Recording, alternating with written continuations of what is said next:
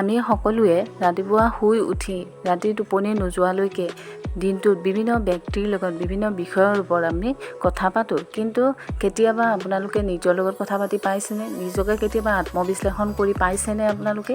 যিটোক আমি চেল্ফ টক বুলি কওঁ। আৰু এই চেল্ফ টকে ব্যক্তি এজনক ইণ্টাৰনেলি অৰ্থাৎ আভ্যন্তৰীণ ভিতৰৰ পৰা মজবুত কৰি তোলে।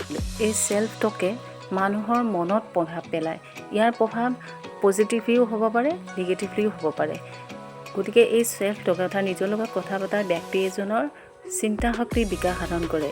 ইয়াৰ উপৰিও ব্যক্তি এজনৰ মনত বিভিন্ন ধৰণৰ প্ৰশ্ন উদ্ভৱ হ'ব পাৰে, যেনে মই কোনটো দিশত পাৰ্গত, মই কোনটো দিশত মোৰ উইকনেছ আছে। এইবোৰ দিশ নিজৰ লগত কথা পাতিলে উদয় হয়। কোনো নতুন নতুন আইডিয়া পোৱা যায় জীৱনত, কেনেদৰে আগবাঢ়িম, কেনেদৰে এইটো কাম কৰিম, কেনেদৰে সেইটো কাম কৰিম, প্ৰব্লেমবোৰ কেনেকৈ ছল্ভ কৰিম, এইবোৰ দিশত নতুন নতুন আইডিয়া পোৱা যায়।